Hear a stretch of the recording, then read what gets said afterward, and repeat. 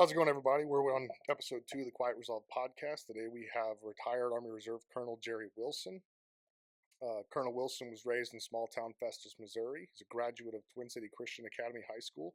His career spans from enlisted reserves to ROTC at Southeast Missouri State, and then on to Army infantry, psychological operations, private security, command roles across the globe. We'll dive into his life, lessons, and leadership philosophies as we go through the episode today. So how you doing today, Jerry? Hey, I'm doing good, man. Thanks for having me. Hey, I'm glad to have you on. How's your dad doing today? Dad was doing good this morning. He was very talkative. Dad's Good. got dementia and due to concussions. So Dad was in the military too, and he's had a bunch of frontal lobe concussions that have come back to haunt him later in life. But this morning he was very chatty. So Good. he was asking a lot of strange questions about the weather and pointing at cars and why wouldn't people working, and it Yeah. just he was doing good today. My grandpa got kind of like that towards the end there. You know, there'd be good days, there'd be bad days. I'm glad he's doing good today. That keeps you in Yeah, good spirits, it right? is. So, Yep. uh, so early life, childhood, like you grew up here in Festus. So what was childhood like for you coming up? Well, first of all, my parents both come from Northeast Arkansas. Mom was from a farm family, 9 of 10. Dad was from Corning, Arkansas, and Kennett, Missouri. Grandma, they were very poor on that side. And although mom would come from a farm, they were poor, but didn't know they were poor. But they met in St. Louis when dad was a cop. And in right about age 2.5, 3, mom didn't want to raise us in the city and moved here to Festus, Crystal City. Dad's partner from St. Louis Police Department, Mr. Weidenbender, got on the state highway patrol and wanted dad to kind of follow him. And Mr. Weidenbender moved his family to Crystal City back in the early 70s, and we just sort of kind of followed. And I grew up here. I grew up out in R7. Okay. Went to school out there until 4th grade, and then parents decided to put me in Twin City Christian Academy because of I don't know why, but I was raised here. I enjoyed Festus, Crystal City. I mean, I got involved with sports. Normal kid. Got in a lot of trouble when I was younger. Played football with your dad. Yeah, no, That's I remember we crazy to talked about know that that. your dad and I played football when I was a sophomore. And then it ultimately went back to the Twin City, and that's when kind of the military thing started surfacing. And I was looking for how I was going to pay for college. At that time, the Montgomery GI Bill was a big thing, and it was going to help out. And so, but I was a normal kid. I, played Army a lot. Out Yeah, in the woods. Find a good stick. Absolutely. It turns into a machine gun. Turns and into a then it's machine off to gun. the races from Oh there. yeah, Yeah, But I absolutely. had a good childhood. Mom and dad owned their own business and gave my sister and I opportunity to succeed in life. And So what business were they in? so mom talked dad into going to rank and technical, and dad became a body man. Okay. So body auto mechanic. Initially, Selma Auto Body was the name of his business. It was actually right out by the R7 school. In fact, it sits right off the road. It used to be Pinkley gas station or something strange like that. Yeah, I remember that. Dad bought it from Mr. Pinkley, and the Pinkleys were the ones that invited us to go to church. So, and we knew them our whole lives. But Dad started his own body shop, and then eventually mechanic, and it just kept growing. At some point, he moved into town over on Main and Mill.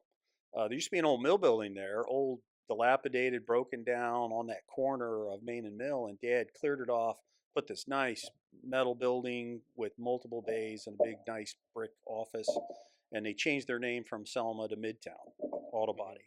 And then somewhere along the lines, Dad got into it with the city of Festus over planning and zoning stuff for some reason, and ended up moving over to Crystal. There used to be a tire retread place that sat by the tracks in Crystal as you're going north, and Dad bought it and basically turned it into Midtown, and they stayed there until 06, 07, somewhere my third deployment to Iraq.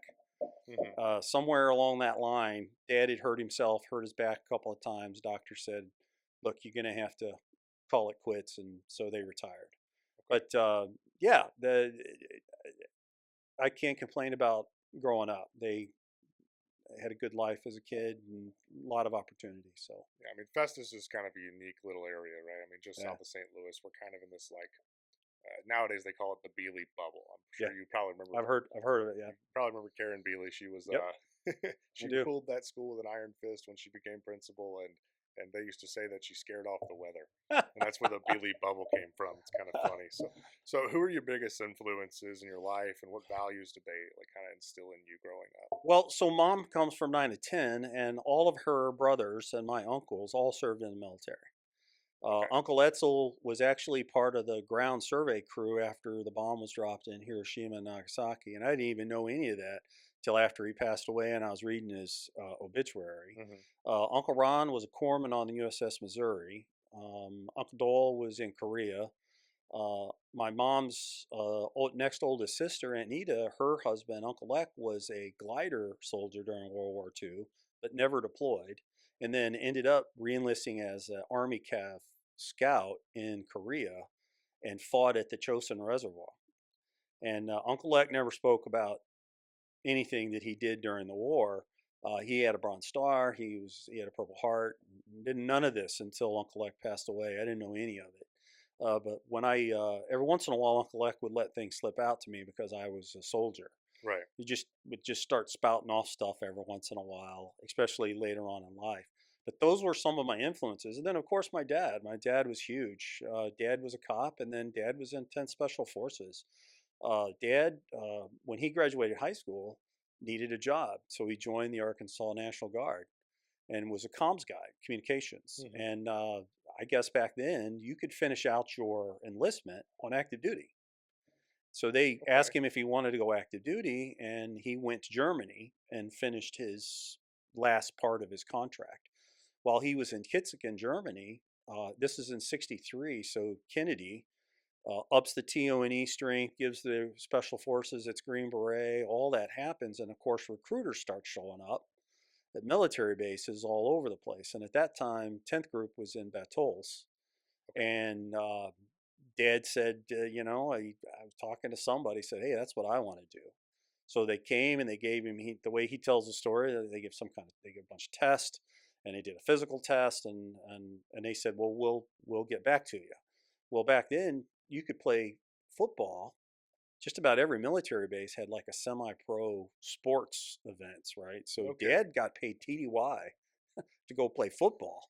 So he was on the football team, and he goes off to play football. And when he comes back after the season's over with, his company commander was trying to hunt him down and said, you've been selected to go to special forces. Good luck. Pack your bags. Get in the car and drive, kind of thing. And Dad took his airborne training there. I got pictures of him standing out there in the quad there in Batols. And it's strange. Well, not strange, but Dad's group commander was Colonel Robin Sage. Now, any historians look that up, and he was a World War II escape artist, but he was actually the group commander at the time when Dad was there. Dad would tell stories about going for a run, and Sage would go, does anybody want to run with Wilson? And Dad would take off in a bolt, and no one could catch him. He was like super fast. And but I grew up with this. Hmm. And when I got to about 16, 17 years old, I was like, I think I want to serve. And so Sure. I enlisted, and I started off in the reserves. Right. First time recruiter ever lied to me.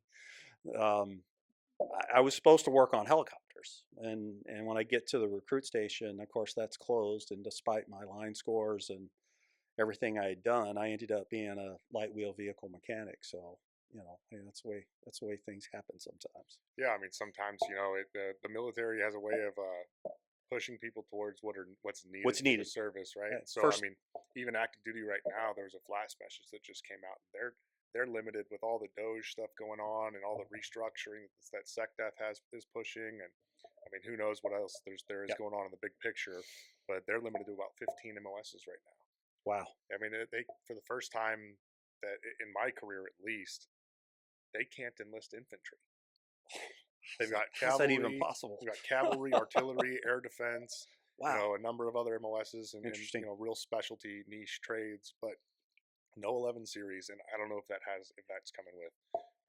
They're changing all these infantry brigade combat teams into mobile brigade combat teams, and with the force structure, I don't know Interesting. how all that's going to pan out. I mean, we'll see in the next coming months as that goes on, but that's to the side. But yeah, the Army has a way of we only have vacancies in the places and positions that we need to fill to meet the national defense criteria of whatever's going on at the time, right? Yeah. So it sounds like your dad was a really big influence in what made you decide to enlist in '85. So you're with the 245th Maintenance Company. How long were you there before you decided to go to ROTC? So because I had gone to, so I applied to go to colleges, Mm-hmm. got accepted to SEMO before I went off to AIT. So I was one of those split option guys. Mm-hmm. So I went to boot camp between my junior and senior year in Okay. Fort Dix, New Jersey. Come back, finished high school, and as soon as high school ended, I had orders for um, AIT. AIT was at Aberdeen Proving Grounds, Maryland, Edgewood, Mm-hmm. which was the little small subset of Aberdeen. And it was long. And then while I was there, we did this recovery extension. They said, hey, we got guys that if you want to go get a Hotel 8 identifier so you can do track recovery and you learn how to run the wrecker Right. and how to pull stuff out of mud. And Yeah. of course, Combat recovery. I said, man, sign me up for that. That sounds like fun. And so I stayed a little longer Mm-hmm. and it went over my time to start at school, so I ended up not starting college until January of what would that be, 87. Okay. So uh, it I think see 88 was when I signed contract for ROTC.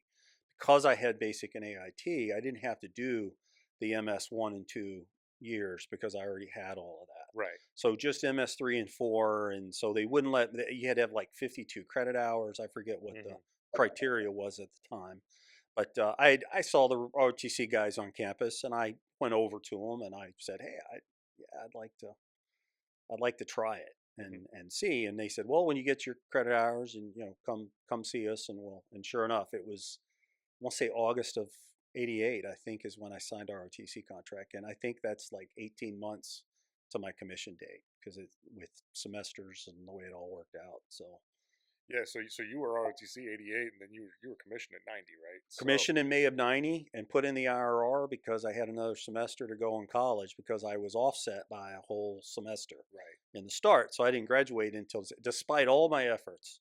I took an internship and I got a 6 hour doing work in the summer.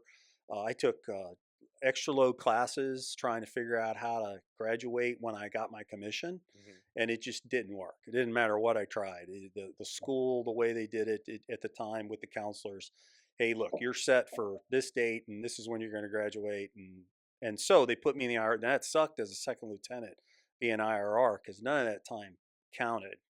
Right. I think there was some adjustments to it later on in in Mm-hmm. uh, in my career, but I couldn't drill. I couldn't. They wouldn't let me do nothing. So until Yeah. I You're just finishing school, just finished in holding pattern. school, and Hurry up and then wait. so after advanced, you go to the advanced camp. In between your junior and senior year, I got airborne school, so I went to airborne school as a cadet in '89. So as soon as I finished the advanced camp, they put me on a bus, sent me to Benning, and I started airborne school on that next Monday. One of my teammates was Randy Zimmerman, and he's from Scott City, Mm-hmm. south of Cape, and we went to airborne school together, went to advanced camp together, all that, and I was like, I need to go. I need to know what I'm going to do. So at that time, so Desert Shield, Desert Storm was hot, and they were taking a lot of active duty guys. So I had applied for what they call split op or branch. What do they call it? Branch. What was the name of that thing? Um, I signed up to be. They put me in a combat arms, and Okay. then for 36 months, and then they transfer you over to a service or service support branch, and it ended up being the ordnance for me. I forget what they called it, but anyway, I was out running, and one of the NCOs pulled me over and said, "Hey, you got active duty?" You're going to go ordnance, but you're going to go to the infantry first and do all that fun stuff, and then you're on active duty. And I was like, well, that's cool. Now I don't have to worry about getting a job. Yeah, no, So, absolutely. I mean, and that's what happened. It just starting sort of as a kind of lieutenant, rolled at from least you're there. not worried about paychecks, Yeah, right? worried about So, paychecks. Well, I was looking for units. I was Mhm. like, and I had a great degree, and I could have got a job. I was my degree was in industrial management and industry management, plant layout, a lot of drafting. You know, I learned AutoCAD really fast, and I could do machine drafting, architectural. There was no doubt I could land a job somewhere. It didn't matter because I was pretty good at it, and not just the drafting part, but I could the computer aspect of it, how to run it and manage the systems. I learned programming languages on my own. One of the programming languages was how to make stuff. So milling machines and CNC used Cobalt and Fortran and all these weird old programming languages. So whatever we drew, we could turn around and make it.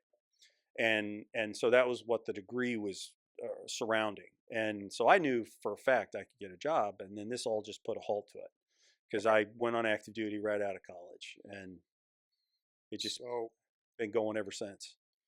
so I mean, looking back, what was your mindset like as a young soldier? Like in the beginning of your career, you're coming out of ROTC. You know, you're going to active duty. You're going to the infantry. Like, what did you have any idea? Did ROTC prepare you well for like what to expect, or was it kind of just So yes get and thrown no. into it? Yes and no. ROTC is great, um, but it doesn't prepare you for Ranger School. Doesn't prepare you for Infantry Officer Basic. Doesn't prepare you for the pace that exists on active duty that reserve and guard sometimes don't are not normally Right. No, the privy op to. tempo is not always the same. Knob tempo Not is at all. different, the training cycles and all that stuff. So I had a father Hmm. who had mentored me in understanding, and it's why I had success everywhere I went because I took dad's advice and I just kind of kept my eyes and ears open. I reacted or was being proactive a lot of times, and then I didn't say anything. I just, yep, everything was yes sir, no sir, yes ma'am, no ma'am, and you just move out. We used to say move out, start taking fire, right? 3 bags full, about face, go. So that's just the way I was. So in my enlisted life as well as my commission life, that's sort of how I treated it. And I had one. There was a Sergeant Scott. He was at the 245th with me. He made me an M60 gunner when I was PFC, and so I carried all that with me through ROTC up into active duty. I could shoot like I was really good with the M60. Hmm. And even as a rifle platoon leader, when I was at Fort Campbell, I'd get up on the 60 range and I'd knock targets down all over the place. And they just looked at me. Guys would look down at me like, where the hell did you learn this? Let the guys know that you've at I least was done like, a thing I've or done this before. I could two. take that thing apart, put it back together with my eyes closed, like you can your M16, and that was my mentality, 10 foot tall and bulletproof. I didn't care. I was going full all out, didn't care, just went. That's just the way I was. Well, it sounds like your dad probably had a He good did. piece in kind of molding that. I mean, when you've He got a did. special forces Oh, dad, dude, that's something to aspire to. That like dad was you're tough. just yeah, you gotta be tough like dad, right? So I mean, it's clear your early life laid a really strong foundation. I mean, Yep, coming up in a Christian school, having a special yep. forces father with a career in the army, you mentioned Ranger School and IBOLIC. I mean, there's a lot of things that you've done in your career. There's a lot of things I want to talk about. I want to talk about what your experience at Ranger School was like, what Iraq was like, psychological operations, Yeah, Blackwater, all that kind of stuff. yeah. Um, but let's start with your early career. So you went to the infantry after ROTC. You came from the 245th Maintenance Company, and you transfer in. Did, I forget which company you said you went to in active duty. What So, division did you go to? 1st Brigade, 2nd Battalion, 327th Infantry, and I was in Charlie Company, and that's no slack. So, anyone's ever been down there, there's a great big old no slack sign out by the PT area. They're notorious for being tough. My first company commander was a guy that fought in Panama during Just Cause. I don't remember if he went to Grenada or not before, but I know he had more time under a parachute than I had in the Army. And so he was my first company commander, and he was rigorous on lieutenants. He was rigorous on training. He was rigorous on discipline. Everything was very No nonsense. No nonsense. You just didn't, I mean, and we're air assault now. So, and if, that first thing you do, I showed up, shook hands. Can you take a PT test? You go into air assault school on Monday. And I'm like, okay. And I remember my platoon sergeant going with me, Sergeant Gorka, and he left when I climbed the rope. When I got on the tough one and I climbed up the rope and started across, he goes, rest of it's easy. So he goes, well, sir, I just left you. Sorry. I go, don't worry about it. So that's the way it was. So my first 6 years, I mean, it was just go, go, go, go, go, go, go. And we trained our asses off. I mean, if we weren't training, I was trying to get the obstacle course, the bayonet assault course. Um, I had a company commander that gave the platoon leaders leeway to, hey, where's your weak spots in your squads or in your, with your NCOs or whatever. And he was death on documentation too. So we wrote everything down, counseled every time we went to the field or quarterly with our NCOs, so platoon sergeants, squad leaders, team leaders. He was just death on it. So that was my introduction, and I seemed to capture all of that somehow and carried it with me when I transitioned from the infantry and I went to the ordnance at Campbell. They sent me off and brought me back.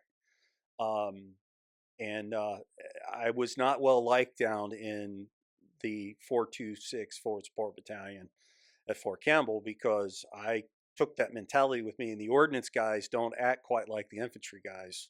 No, They not at just want all. to fix stuff. Right. Yeah. No, that's one of the things you learn very early on. I mean, I, I kind of had a little bit of a similar start to you. Like I started as a mechanic in 91 Lima, which is a track vehicle repair. Yeah. And, about a year in, I reclassed to the infantry. Now, I stayed on the enlisted side, so it's a little different. But coming from the support world to the infantry world is a completely different mentality in what you do. And then, coming out into recruiting, I carried that urgency and that culture with me, and it was another shock, right? I mean, Yeah. people do not want to. They do not want to jump and charge at everything the same way Yeah. as when you're in the 11 series and you're in that CMF career management field. Well, so on active duty, when we went to the field, which was quarterly, Mm-hmm. right? You had white cycle, black cycle, and gold cycle. And white cycle was all the garbage that we did around base, and we did guard duty, and you had the guys could go to school, and you did a lot of administrative stuff. Then black cycle was weapons qual. Mm-hmm. Fired your weapons, fired. And for some reason, I always landed on either the grenade range, AT4 law, or the dragon range. I don't know why I was always the OIC of those, but things go boom and people get hurt, and so you got to have kind of a strange, mentality when you're throwing live hand grenade. A lot of them, Oh yeah. right?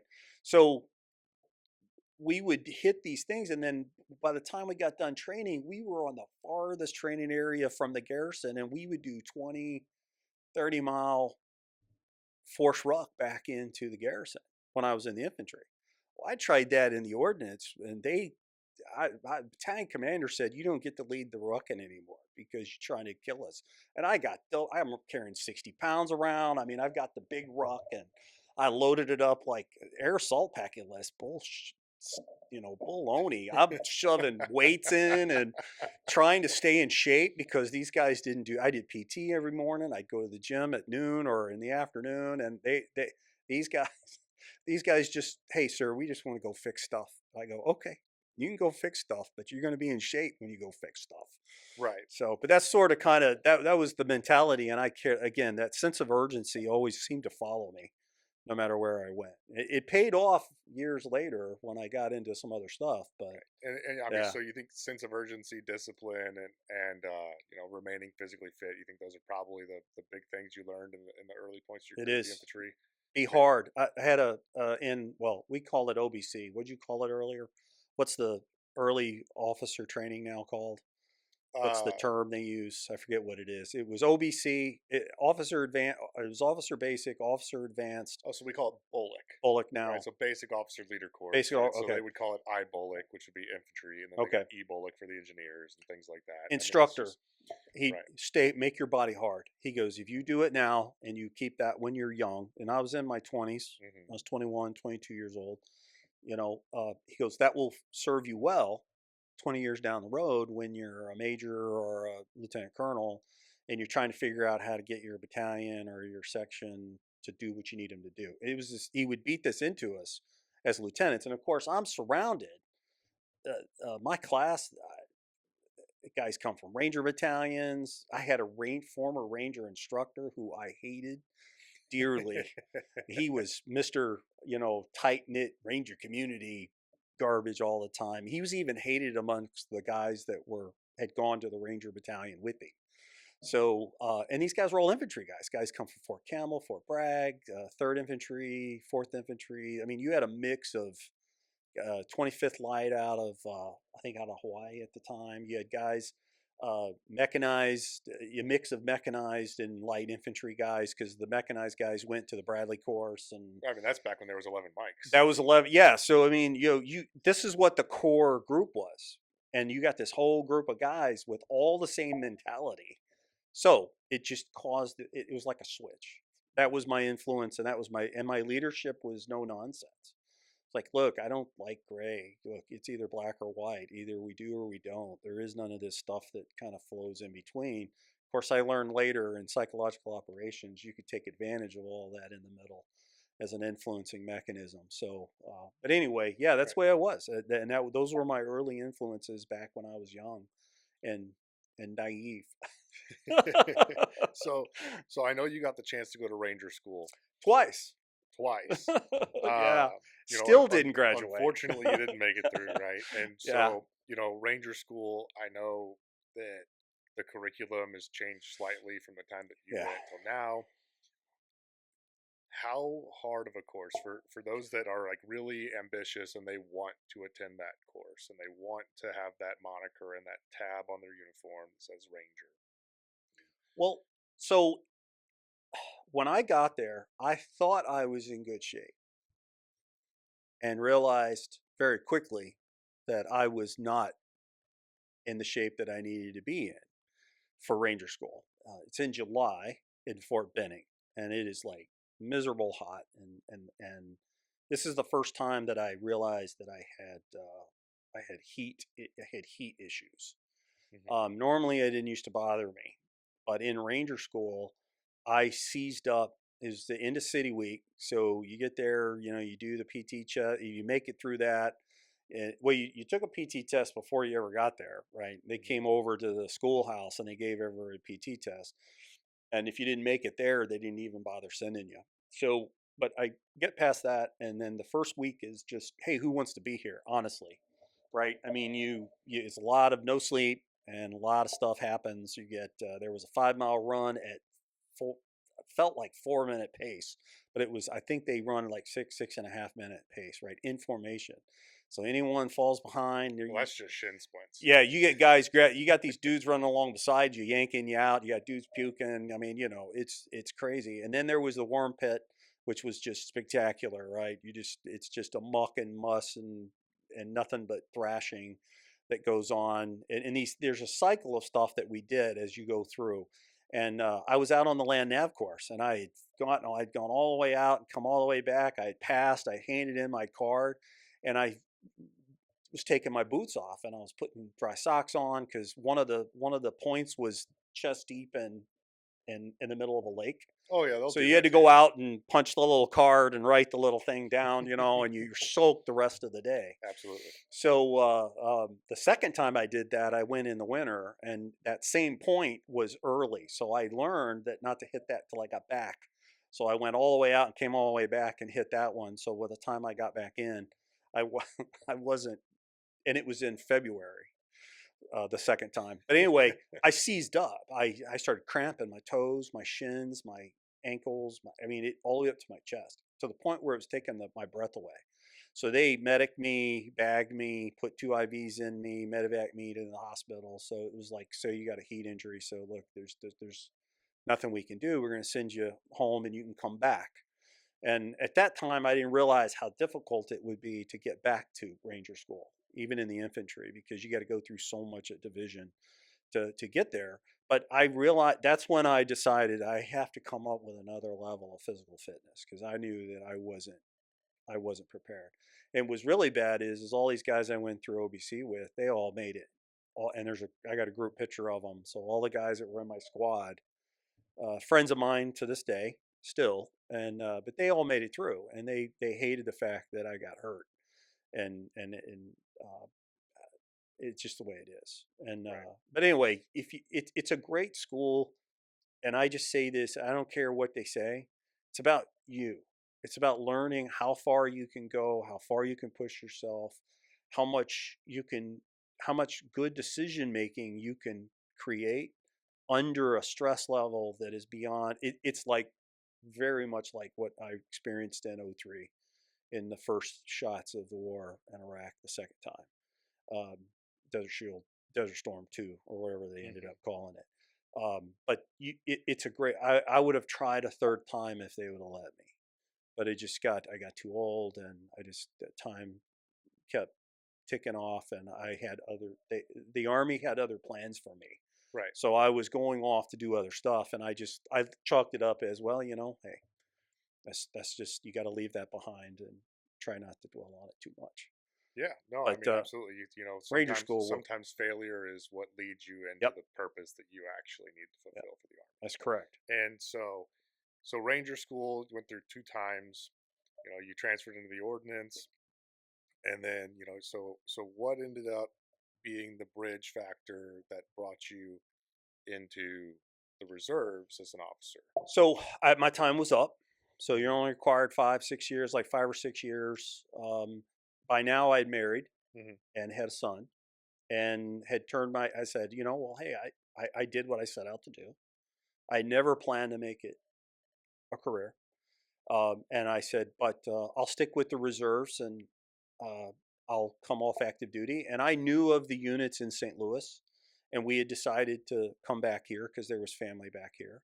And my wife was a nurse at the time, and she got a job right away.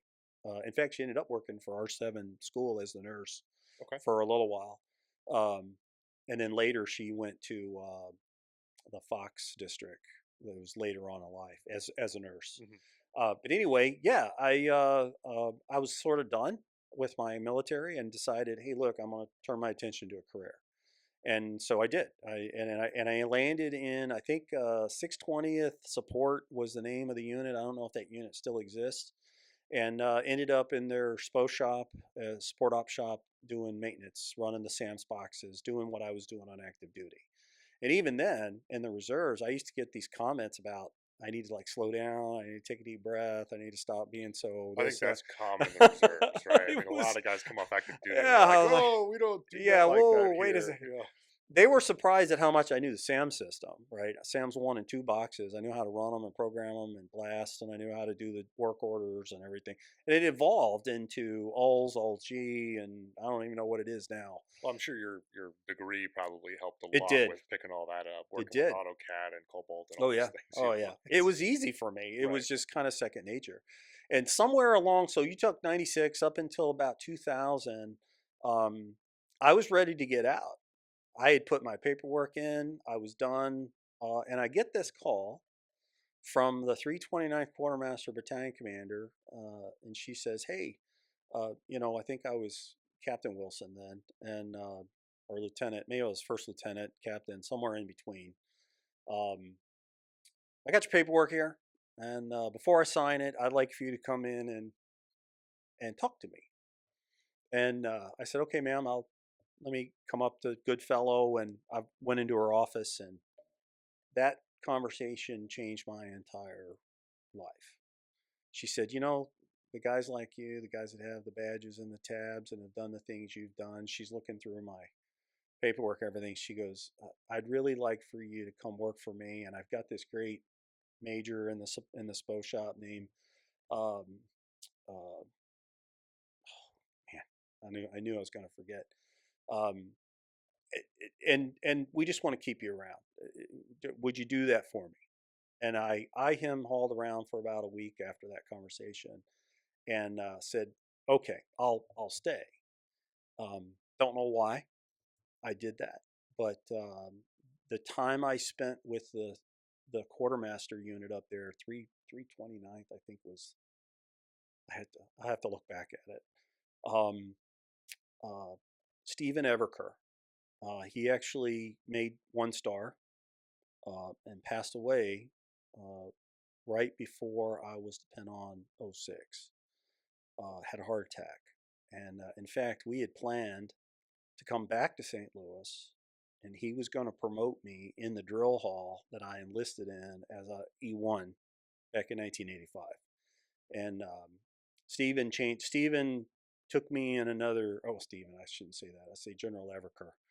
He's buried at Arlington, but it Desert Storm vet, Ranger tab, uh, and what just took me back to what I loved about the military.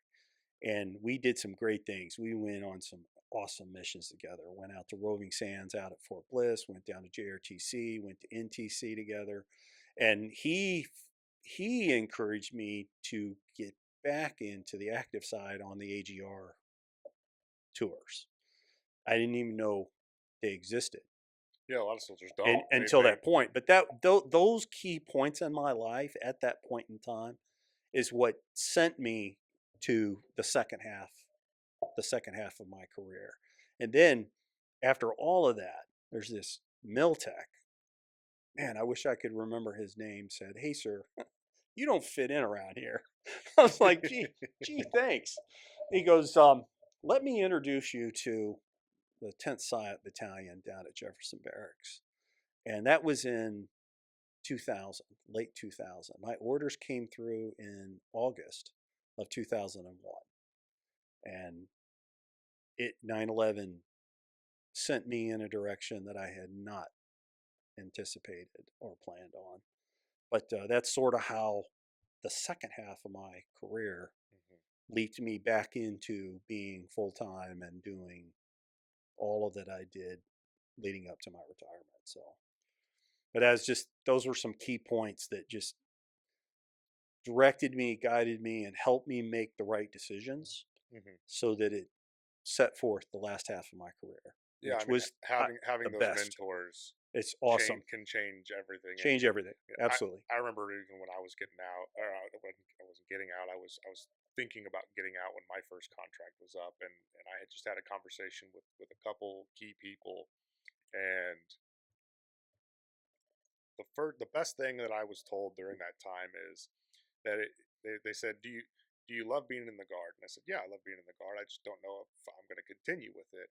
And he said, I was a sergeant at the time, or just a buck sergeant. He said, do you still care about the soldiers?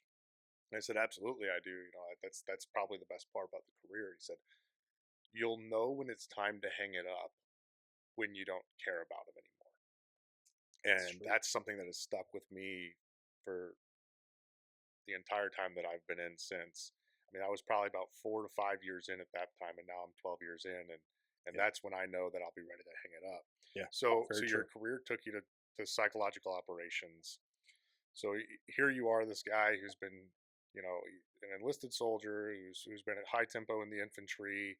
You know, you've been to Ranger school, and you know, even not graduating Ranger school, you still know and learned extremely valuable lessons about being mentally tough and being able to operate in stressful environments on the battlefield. So what's it like moving from the operations side of the battlefield and being deliberately on it in direct conflict to shifting to a mental and strategic battlefield with psychological operations? Well, interesting enough, the PSYOP units tend to look for those like that, right? They'll take anybody, but they need you because you operate independently a lot of times. They need you to be self-sufficient and reliant, and a detachment is only 16 guys. That is attached to a brigade and is spread out across a conventional force.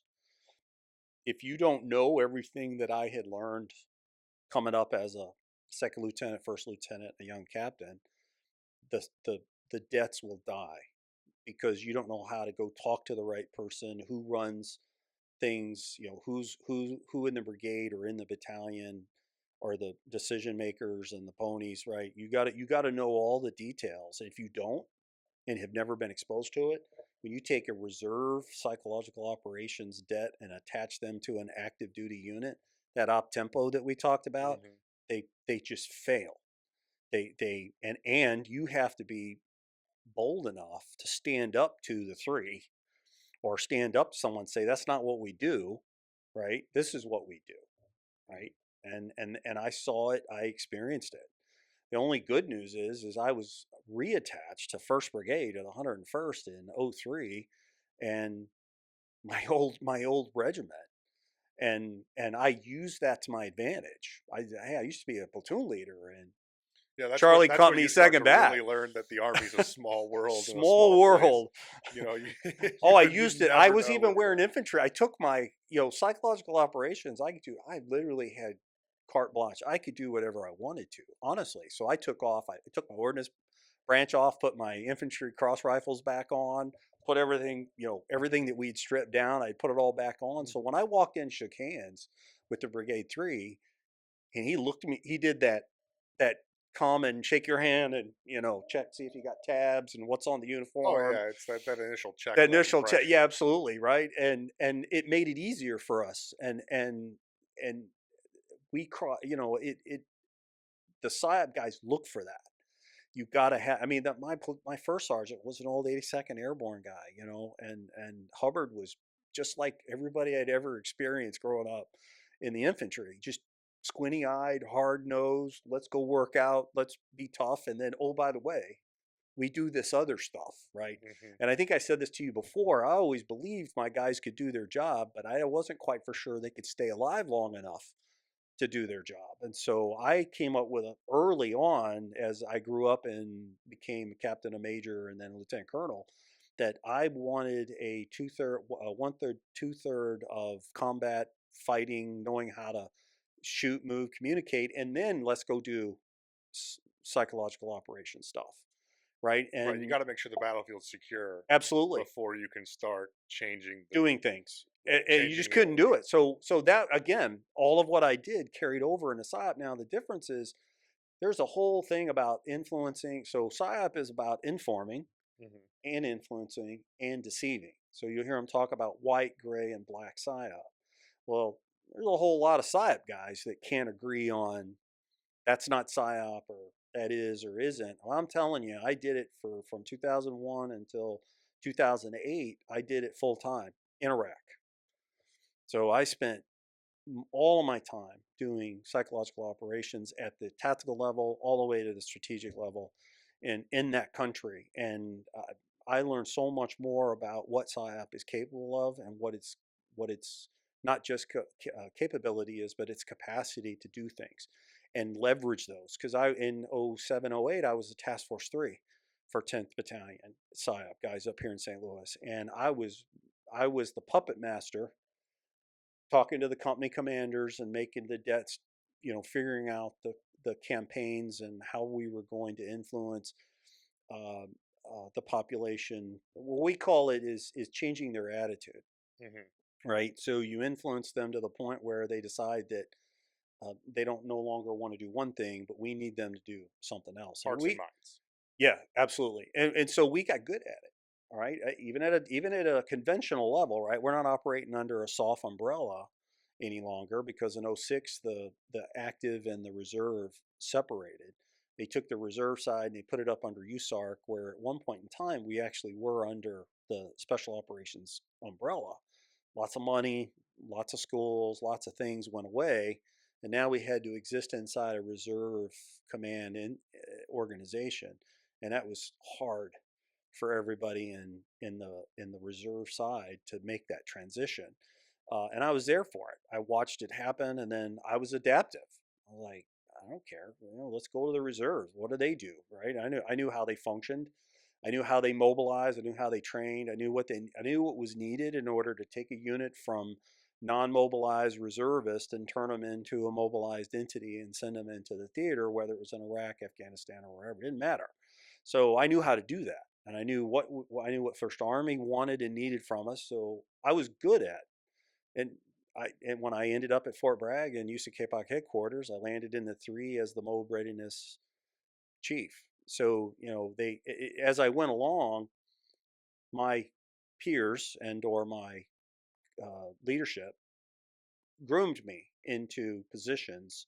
I'd get those funny calls, hey man, what are you doing when you're done here? Well, we're going to bring you up here to Bragg, and we're going to put you in this position, and so they kind of managed you along through that whole time period. But I was good at it. We were good at it, not me, but we were good at it.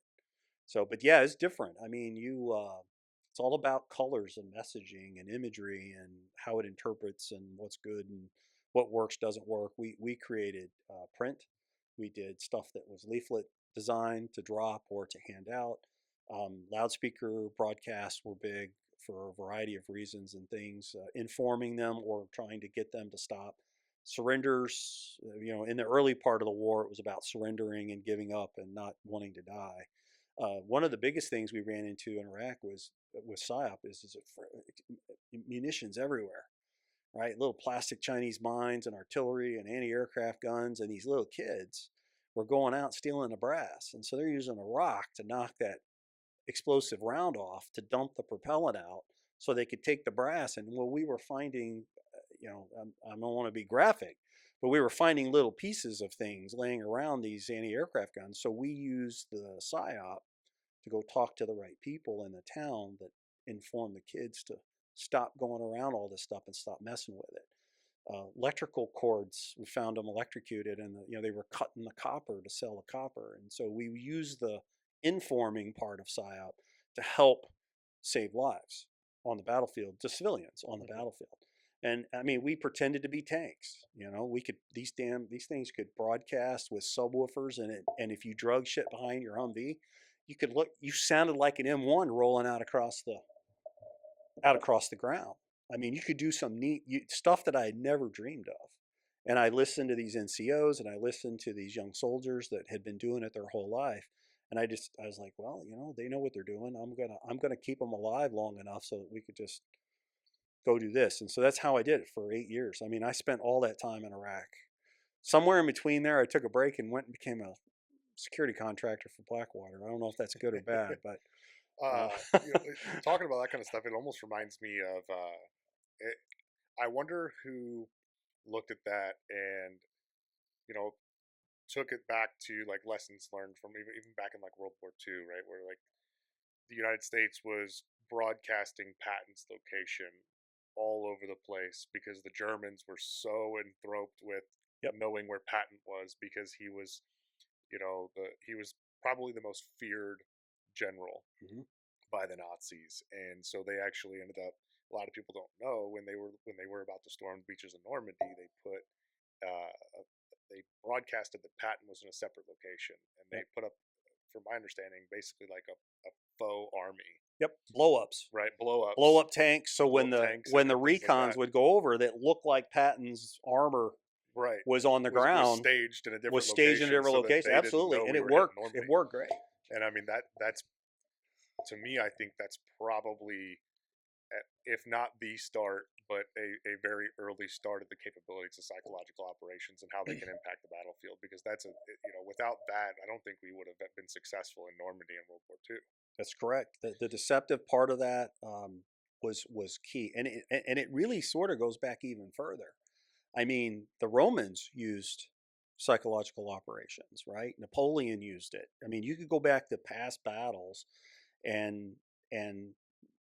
whether we called it PSYOP or not back then is irrelevant. The fact is that you could use you could use a weapon without ever firing a shot to cause an effect on the battlefield, right? Get them to second guess themselves, get them to move, get them to change and take their forces and transition it to somewhere else, opening a hole or a gap. I mean, there's a whole ton of things that most people don't even think about. And it's simple, One of the things we used was, well, leaflets were used big during Desert Shield, Desert Storm in 89, 90, 91.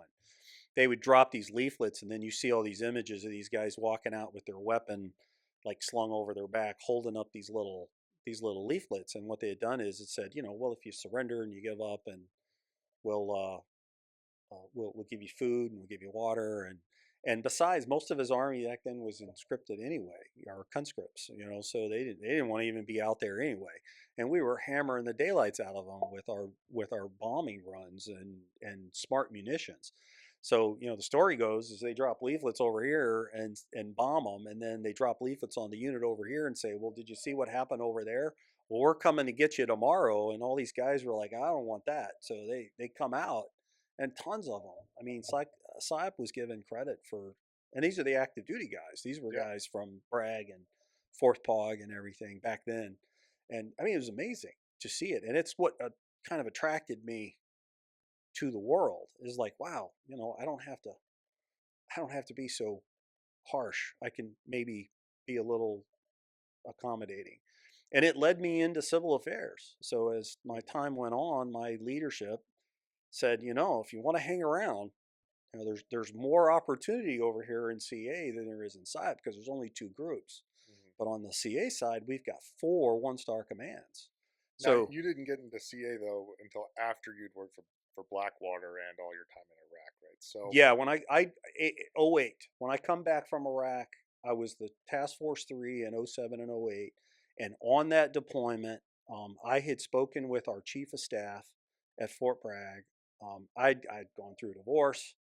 My life was in shambles at the time, and the chief of staff said, "Hey, how would you like to come on AGR?" And I said, sure. Now this is after Blackwater, because Blackwater was uh, in between. So 05, 06, I was looking for these guys after the war. After we went in 04, 03, and 04, a lot of the guys that were in the PSYOP unit found contracting jobs.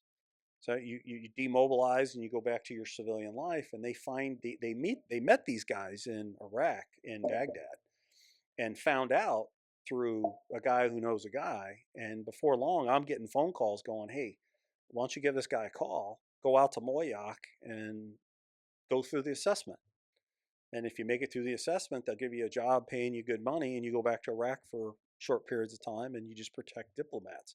And in my mind, I was like, well, sure, shit, I was an infantry guy. I did that. Same thing, similar. And I did. I couldn't believe it. I outlasted guys that I couldn't believe. They shot. I thought they would shoot better than me or do better than me, and I ended up making it through. I couldn't believe it. And when I got to the end, everybody's looking around like, "Where'd you come from?" Kind of thing. I'm like, "You're a PSYOP guy? What?" And at that time, I was a major, and that was really bad. I had to keep that quiet because you got a bunch of guys that's like, "Well, I can't trust you because you're a major." And I was like, "Well, I said, I've done some crazy things." And I said, I fit right in here with you guys. I did that for I did a couple of contracts with them. And then sure enough, I get a phone call in late 06 from my battalion commander, says, hey, Jerry, why don't you come be my 3 and go back with us in 07 and 08. In that time period is when I got recruited into AGR. And the chief of staff made a phone call and said, hey, sure enough, man, come it was February of 08, I get an email. And so they said, but we're going to send you to Dallas, Texas, in the 490th CA Battalion. You'd be either 3. Now, I was still PSYOP then, right? My branch was PSYOP. And again, you get into that world, and you get leadership will start saying, well, we can send you off to the CAQ course, and you be CA officer. So now you're dual hatted. So now we call it unicorns, whatever you want to call us. Now I knew both sides of the hat, and I took advantage of both in my time as a 3 and a time in mobilization readiness. In battalion command, I got selected. I was one of 2 AGR battalion commanders in 15 and 16, 17, and that was like unheard of, because those positions were coded for TPUs. They weren't coded for AGRs. But that unit I ended up taking was in a wayward way, and they needed someone with a strong will, I guess. So they Okay. sent me out there. And so was that the 490th? So the 490th was in Dallas, Okay. and that was a civil affairs unit. Great, man, great. Still lots and lots of friends there too. So I did the same thing, only on the CA side. CA side's a little more touchy feely. You get these cool skill identifier people with engineering backgrounds, city planners, guys that can fix water, and I mean we go in and fix stuff. CA goes in and they figure out how to take money and they figure out how to fix the damage and help people out. And you create a CMOC, and then you map the battlefield of who's who and who's the influencers and who's the guys that you want to go speak to. And so I'm taking PSYOP influence and informing, and then I'm turning around and using it on the CA side. Except I had to go through the CA course as a major, and it freaking kicked my butt. I was starting to get older, and I had shin splints by the end of the second week, but I all of that all seemed to kind of start melting together, and from '08 on, I was CA and went through CA units and until I got to retirement time. So So how did that differ from the previous combat roles, right? So because I mean I know you spent time in Djibouti with that, I did, yeah, yeah. and 2011 and 12 went to Djibouti, worked for the Navy in the JOC. Um, Different world. That's phase zero stuff going on down there. That's a lot of handshaking and being friendly, and no, there was no built at that time at that space other than Somalia was right there. I mean, I could drive over to the border. Interesting enough, there's just a crossing guard with a couple of buildings, and there's no fence either way. so there's these guys standing there. So we got pictures of us standing there shaking hands with them. But it was a lot of embassy related at that time. So lot more as you go up, a lot more administrative functions versus more tactical hands-on stuff. So I'm just kind of directing the outcome of what we were doing there. We were spread out over, so we went all the way to Uganda. We had teams all the way in Uganda, Comoros Islands, Ethiopia, Kenya. I forget where else we had teams, but we were spread out all over that Horn area of the continent of Africa. So, um, Navy operates differently, and they were the ones running the show there. We were just an entity that was attached to them. They wanted to drill a lot of water holes, so like they brought drilling equipment in to fix water problems in towns and cities. Bad idea, because that's power, and one place can control water. And when we started drilling holes, it caused a lot of issues. It was our job to help influence the command to not do things that was not good.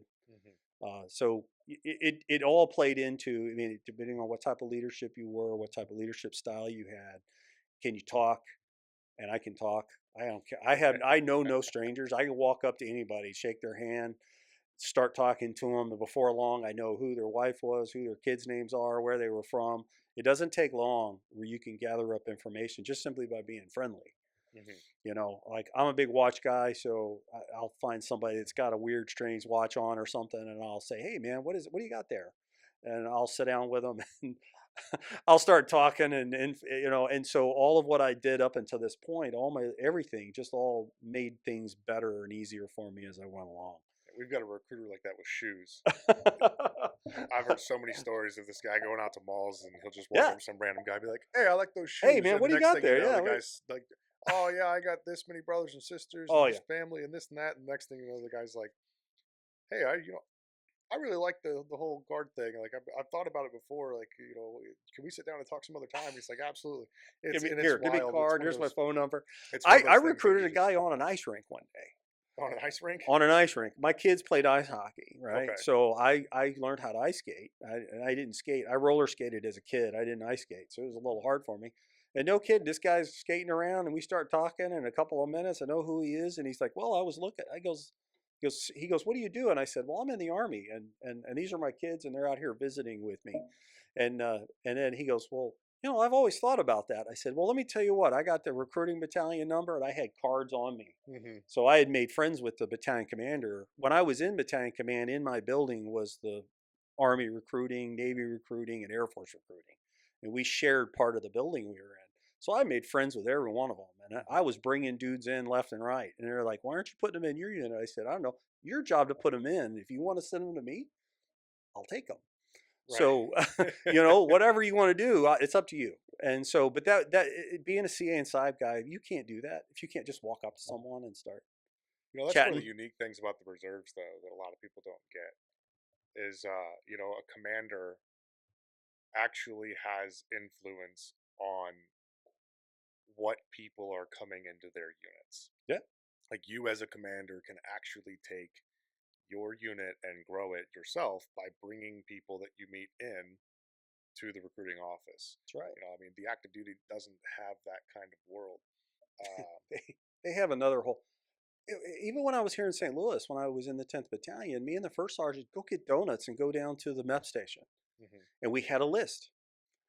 This is what we're looking for, right? If you're looking to put guys, they got to be a little bit smarter. Their ASVAB scores got to be a little, or their yeah, ASVAB score, Yeah, right? of course. Is it still It's still the ASVAB. still okay? So we had a list, and we had some criteria that the first sergeant put together, and we took them donuts, and we'd say, hey, guys coming through here, hey, we're always looking for enlisted guys. And then, so at that time, it wasn't a branch; it was a functional area. So you could go to it for a while, and then you could go back to your basic branch if you wanted to. Mhm. Somewhere along the line, they made it a branch and forced us all into being PSYOP or being CA. And but that same functionality of going out and talking and recruiting, we did it every day. We did it every day. We got units would get mad at us because we stole officers and senior NCOs, right? Because that's something you can't grow, Right. right? They did all of that before you got to the CA world Mhm. or the PSYOP world. So we would go recruit first, and it was really great if you could get first lieutenants and young captains, because that was the officer side. That's where we were short. NCO side, E6s and senior E5s and 6s. Those are kind of what we look for. So, Nice. yeah.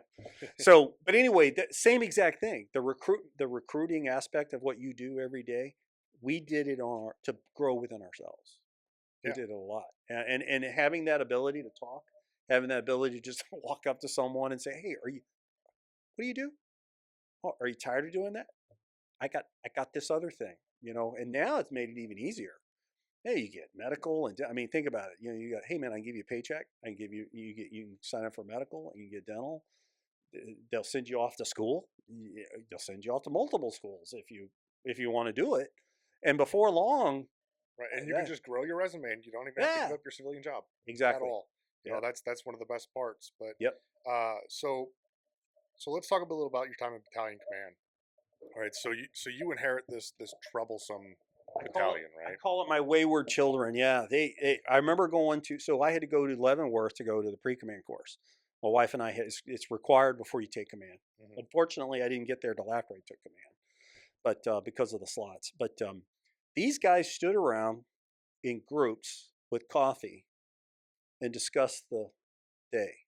Right? There was no training. There was no training meeting. There was no training schedule. There was no. I just like, how in the world do you guys function?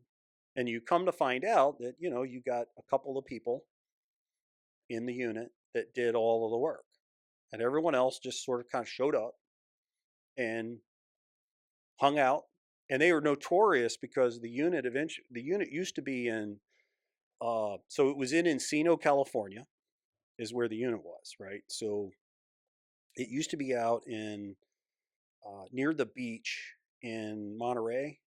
I think it was Monterey, California. Mhm. So up the 101, and in my briefing room, in my conference room, is a surfboard, right? Okay. And so some of the founding guys were surfers, and and so this board, no, we were notoriously known as the surfing, the surfing battalion, but we didn't do anything else, right? I mean, when you get there and you start finding out all these things as a commander, one of the first things you do is do an assessment, trying to figure out who it was. Well, what they had done is they had board selected a new sergeant major, and they put me in as the AGR. Now, my sergeant major was an air marshal on the civilian side, hard nosed, just like me. We were perfect together.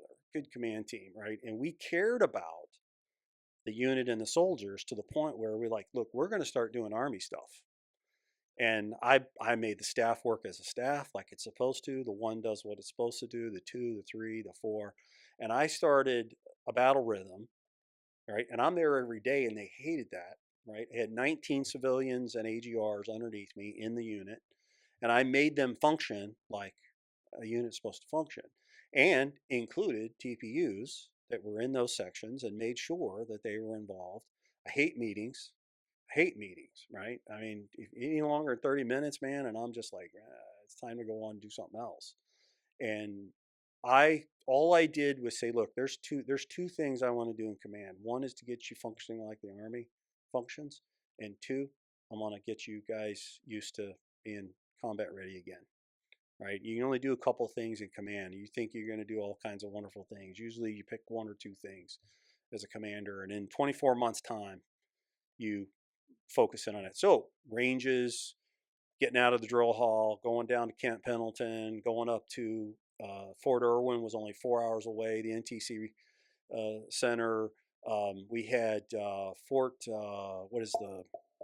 There's another guard base just north of us in California, up near um, San Jose, and so I, we're going to go to the field. I made them set the battalion. We took tape in the drill hall, and I laid out the battalion talk, me and the three, and then and we did, and we set the tents up, and then we put the comms together, and then we put the generators outside, and we ran it in the drill hall, and then I said, okay, you're going to package all this thing up, and then we're going to go out to the field next month, and so we went out to the field and we set it up in the field.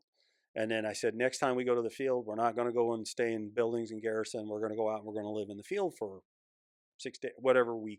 I took drill days and moved them around. I got permission from the brigade commander.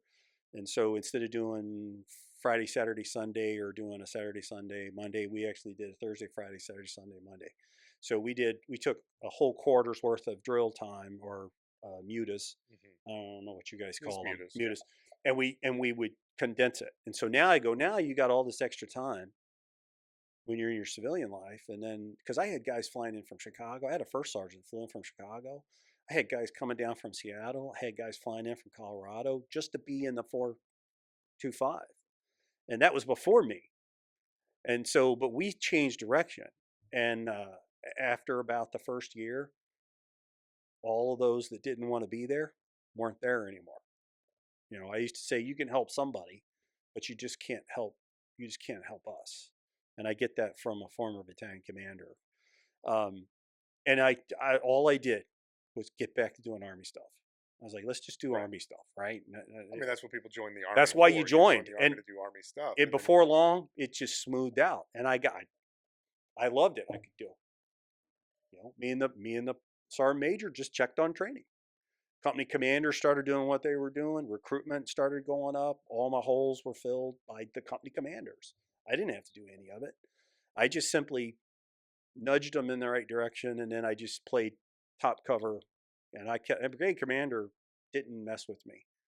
He just, I remember so right before I was to change command, one of my company was going to NTC, and we spent the whole year training them up, getting them ready to go. And we were at Camp Pendleton doing the counter IED lane, and they had a whole Mount Village thing down there that's really cool. I mean, even got smell machines, man, make it smell like the Middle East. It's just really incredible. You can even go inside under night vision goggles, and they got an entire city inside.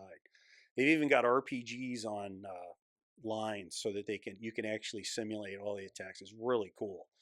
And we were out training, and the brigade commander said, well, why don't you meet me somewhere and we're going to talk before we go over and see the troops and everything. And he opens up his book and he goes, well, I got something for you here. And he opens it up real quick, looks at me, he goes, I ain't got nothing.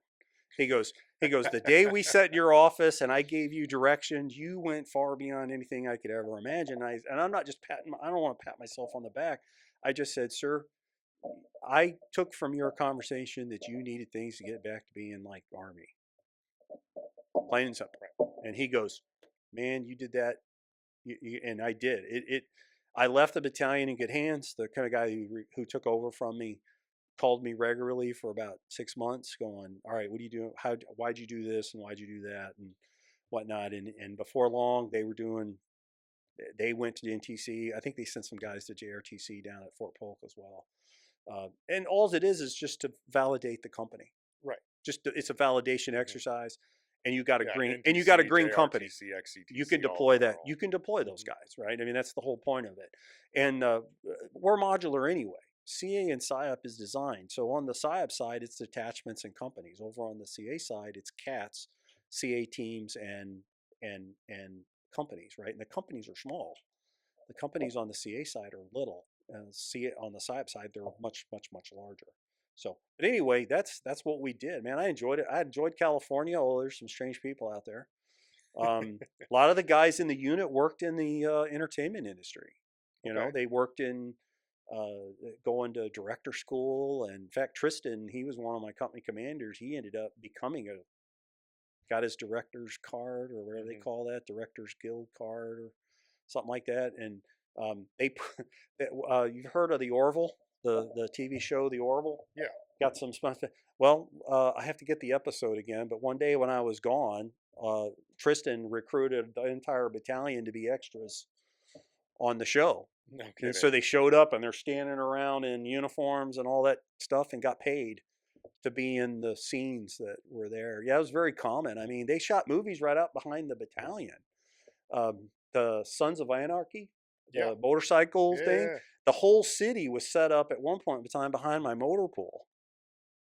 I mean, this was years ago. Right. But they used to talk about it. I'd come running in, and man, the gas station to the right of me is movie cameras, and they're shooting some scene. I guess it makes sense to have civil affairs right there with it. It was crazy. Well, my motor pool. So you familiar with the SAM sites? You familiar or Nike sites back during World War II? They were the the missile sites, right? Okay. There's a underground missile silo next to my motor pool. It used to be owned by the Air Force, and now it's some type of electronic warfare Air Force guys. Because the Air Force recruiting commander took me over there and said, "You're not going to believe this," and so he gets permission to get us in there, and there's an entire underground silo sitting just off of Balboa Boulevard, right outside of my unit, right? And so what come to find out, back before LA grew out that way, there was these Nike sites that were missile sites during the Cold War, and they'd converted the missile site into this. So, I had California was fun. I mean, I enjoy. Battalion command, best job I ever had. Best job I ever had. So from battalion command, you became the deputy commander of USAC CAPOC, right? Not USAC CAPOC, but the 352 Civil Affairs Command. So the 1-star command is outside of Fort Meade, Maryland. Sits right outside the gate. And I was at Fort Bragg briefing, and one of the 1-stars, who was the 351 commander, General Jurisic, I think he made 2-star. I called him not too long ago.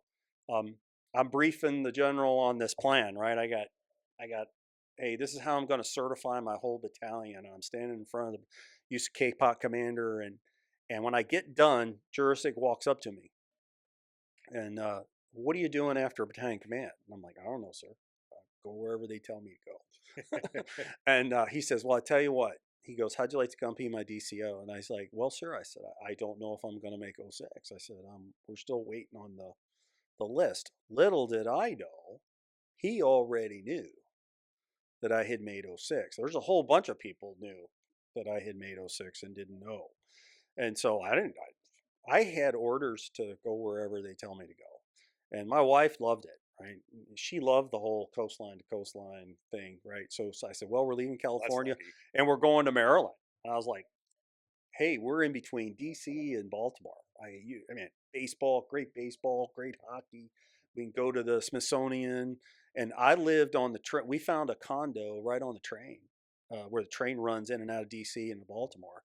And again, here I am, the second in command at the 352 KCOM, and I hadn't even been done yet. I was still lieutenant colonel promotable. The list comes out, all this happens, and then so Jurisic spins me up and says, I need you to put your battalion commander hat back on. I was like, sir, he goes, look, you're going to go this way and I'm going to go this way. Because now I've got multiple battalions. Every CA command and PSYOP command has an airborne battalion. So now I'm back on jump status again after not jumping for a few years. And he sent me abroad. I loved it. It was like one of the most craziest, chaotic things you could think of, because all the way out to Fort Smith, Arkansas, all the way north to Maine, and all the way down to Florida, the 352 units are spread out across all those states. Decentralized command. Decentralized completely. Yeah. Brigades are in different locations. I mean, it's crazy. And so if you can't figure it out, DCOs rotate fast. So that's, and I just seem to have the knack for for seeking out chaos, I guess. I don't know, but yeah, that was my. And then right along there was about the time Dad got his diagnosis, and I had asked for a compassionate reassignment, and the Army was gracious enough to send me to Leonard Wood to be chief of staff for one of the deputy commanding generals at Leonard Wood, and it put me close to home. And then and I would spend my weekends at home, and I would stay down at Leonard Wood Monday through Friday. And it gave me an opportunity because Dad had already started not remembering. And so the more I was around him, the more I could get just enough out of him, before he got to where he didn't recognize me anymore or didn't know who I was. And so, I thank the Army greatly for that, is that I get that call saying, hey, well, I can't put you at Scott Air Force Base, but I can put you at the schoolhouse down in Fort Leonard Wood. How close is that to where you are? And I said, that's a couple hours. I said, that's good. I said, I'll take that. And yeah, that's not bad. And then I was broke, severely broke by that time. I had a parachute accident in 2018 at Bragg. I had a malfunction jumping toy drop. And so I was hurt. I had fractures and bulging disc. And so it gave me an opportunity as I started my retirement to try and figure out how to get fixed as best I could. So time at Leonard Wood was easy. I mean, that was, you're on your own, man. I had a lot of working groups and a lot of meetings. And well, I mean, and you go from being spread out all over the country to centralized on a base. It's got to be a lot easier. It was. Now, I will tell you, and this is something you and I have talked about. So when I get to Leonard Wood, this mentality is still with me, right? It's go, go, go, go, go. I'm still running the engineer trail. Right down at Fort Leonard Wood. If you've ever run that, you've ever been there, it's a great run. I like running it in counterclockwise because of the hills, right? And I got to where I couldn't feel my legs, I couldn't feel my feet, and things were going numb. And that's when they discovered I had 8 fractures and a couple of bulging, and then that T10 fracture and L1, 3, 4. I don't know. It's all in the lower right quadrant of my back. And this guy, this captain, his face goes white. He's like, sir, he goes, how the hell are you standing? I said, I'm still running the trail. He goes, what do you mean?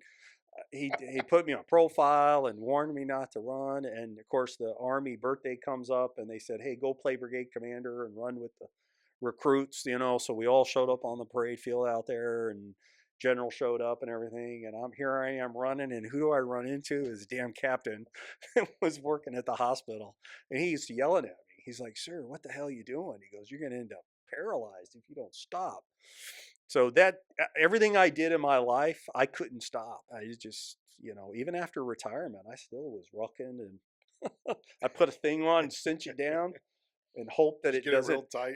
Hope that it doesn't break, and then to my dismay, I'm looking out here at these recruits that are falling out only after a mile, and I'm looking at these captains in a line behind me, and they're like, sir, I don't understand it either. So I could see the challenges that the Army was facing at that time with recruitment and the physical fitness of the recruits, just simply to get through basic and AIT. I know that there's always been a huge issue, right?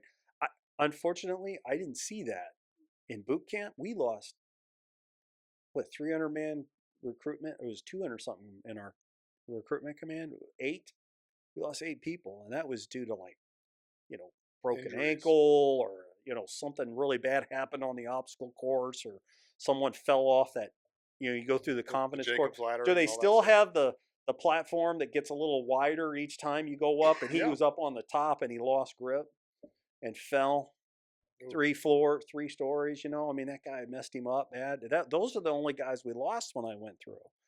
And then I just when I saw that, I was like, man, I go, we need good, healthy people to try and replenish the ranks and try and keep that mentality going in our military. To hey, you got it's not easy, and you got to be in good shape. You got to be able to try and find a way to get around it.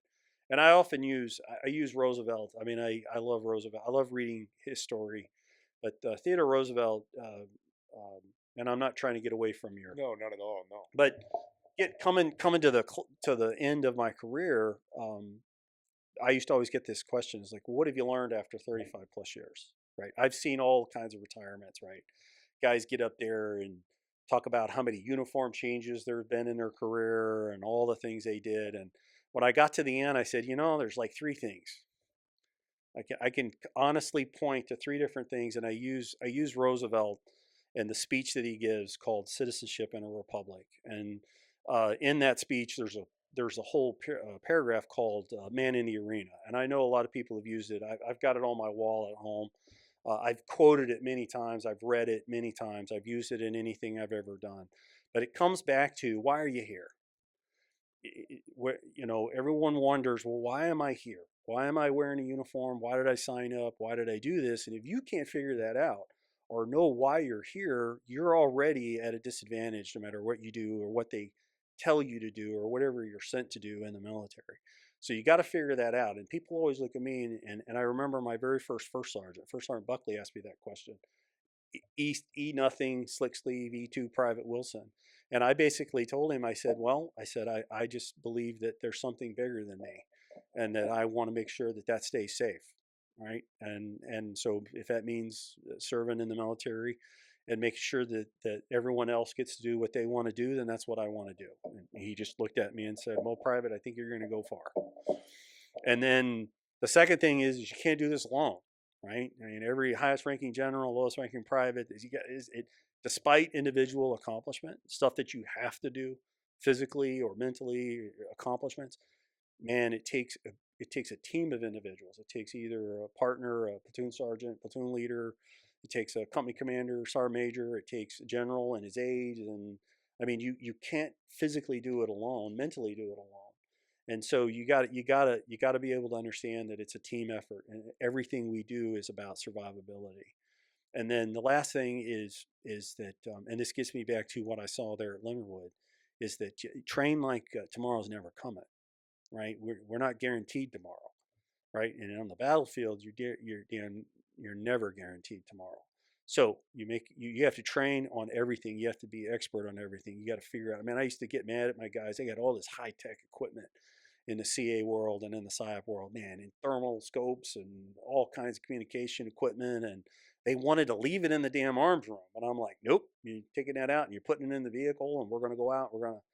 My driver taught me how to use FBCB2, right? How to use the text messaging and how to send messages. And now I was pretty good with encryption, and I could set radios up and then load the encryption and do all that stuff. But using it, he would lean over and he'd pull the screen around and he'd sit there and walk me through it. And after he showed me, man, I catch on fast with technology. And I had seen it and used it, but I had never been in a position where I was the guy in charge, the old man.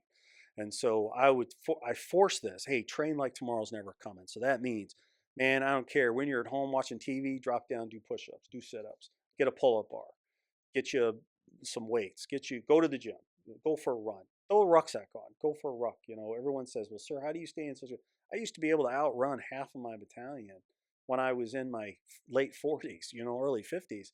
And I said, that's because I work out all the time. I said, I go to the gym, I work out, I watch what I eat. I mean, there's a variety of things that I do. So train like tomorrow's never coming. I go, that's it. I said, and I did this at my retirement. And I said, look, that's it.